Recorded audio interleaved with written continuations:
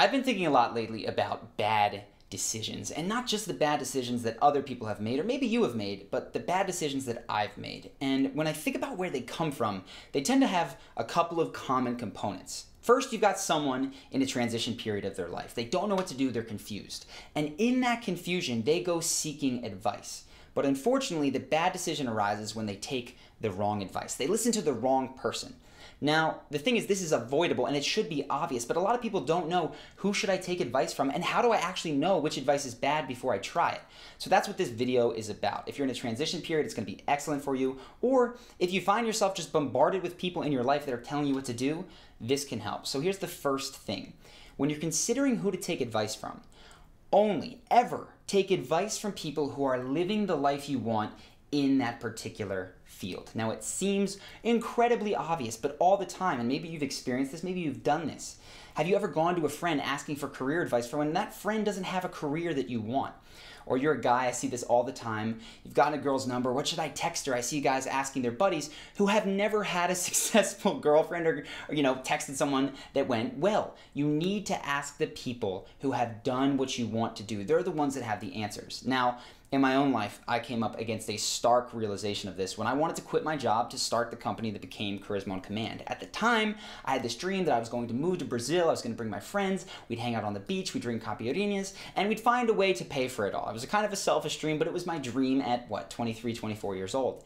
And when I started talking to people about leaving, starting a business, across the board, everyone in my job, all of my friends, my family said, do not do it. That's a ridiculous idea, can't be done. Maybe when you're 65 after you've earned it and you've moved up, then you can do it. I want to tell you how I knew not to take that advice.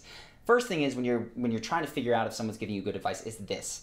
Look at them. You can see where their advice has taken them. And immediately that ruled out the people that were giving me advice because I looked around and I saw not bad people, but futures that I didn't want. I saw the people around me in the company and I didn't want their job. I saw friends that were moving up in their companies and honestly, I didn't want their path either. Even my family, God bless them, I love them all, but I did not want to be a counselor like my mom or a salesman like my dad. I wanted this ridiculous dream of moving to Brazil and no one had done that. So they were immediately removed. But say that even that was enough to convince you. The second thing that you can do is go to the people who have followed their advice and see what happened, right? If you're trying to vet whether you should hire somebody, right? If you have a consultant or a business coach or anything like that, go to the people that they've worked with and ask them, what has taking their advice done for you? And in my own life, I applied this, right? I looked around, friends that were on this path, cousins that were a little bit older. It did not look like anything that I wanted for myself. So that, again, threw it out.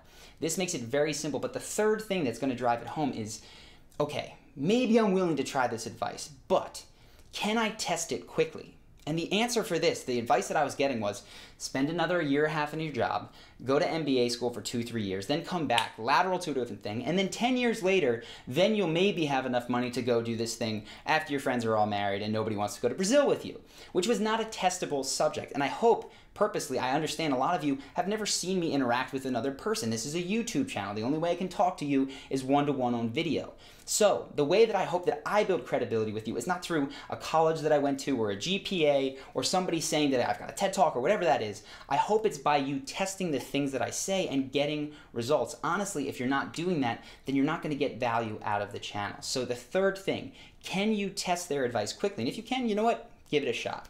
But that's how to rule people out of your life. And unfortunately for me at this point in my life, I'd ruled out every single person I knew. Nobody was living the life I knew. So I knew what not to do to get this Brazil dream, but I didn't know what to do. And that's where, thank God, the internet and books came in. You can get digital mentors and they are out there. So if there's something in your life that you think is an impossible dream and you're like me, you grew up in the suburbs, you don't have a lot of people around you who have maybe done it before, get on the internet. Find someone who has done it before.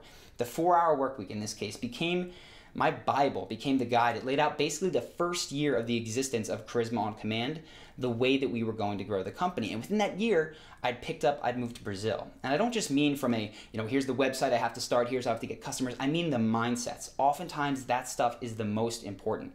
So if you guys have something in your life, I realize I'm talking generally, an area of your life that maybe I can point you towards a resource that has helped me, write it in the comments. For getting out of your job, starting a business, great place to start. 4-hour work week. With other stuff, let me know and I can point you towards a good resource. But That's steps 1 and 2. Who not to follow, who to follow. The third thing is that you're a human being, right? And it is tough. You feel schizophrenic when you're the only one out there who has this vision of going to Brazil and everybody else thinks that you're crazy. So what you need to do is find friends that maybe they don't have the template to do it, but they're supportive. And the question that I recommend you ask yourself right now is, which friends, family members, coworkers do I have that are genuinely invested in my happiness, even if it means I change? And which friends and family members and coworkers do I have that are really only invested in keeping our relationship at a status quo? And you'll know this because the ones that want the status quo, whenever you start to change, even for the better, they shoot it down. They tell you that you're not really good at improv comedy, that it wouldn't work out if you did that stand-up mic. Whatever it is, they tend to shoot it down. The ones that are into change, that are invested in your happiness, see you growing in a positive direction, going to the gym, and they give you praise for trying. They don't have the path necessarily, but they will get behind you. Surround yourself with as many of those people as you can and cut out the ones that do not want you to be happy unless it means you not changing. You won't be happy, you will not change, and it will go to a bad place. And it sucks when those people are close to you, but you have to limit it if you want to make a big change and take the right kind of advice. So those are the first 3 pieces. The fourth thing often gets missed on people, and it's this. When you're going through a big change in life, you're not just absorbing a skill set, right? If you're here on Charisma on Command, you're starting to do the things that we say in other videos in terms of how to interact with people. Yes, there's a skill set there, but you are also absorbing a life philosophy. You're absorbing that, yes, you can change your personality into a positive way. You can present yourself better, and that's not a bad thing to do. There are certainly people out there that think that is 1, impossible, and 2, immoral, right? So you're absorbing some kind of a life philosophy. I see this in marketing. People want to learn to get better. They go to learn from a guy who is a liar. And yes, they get better at marketing, they sell stuff, but they become liars in their writing and in their life. So personally, I had a very bad experience with this.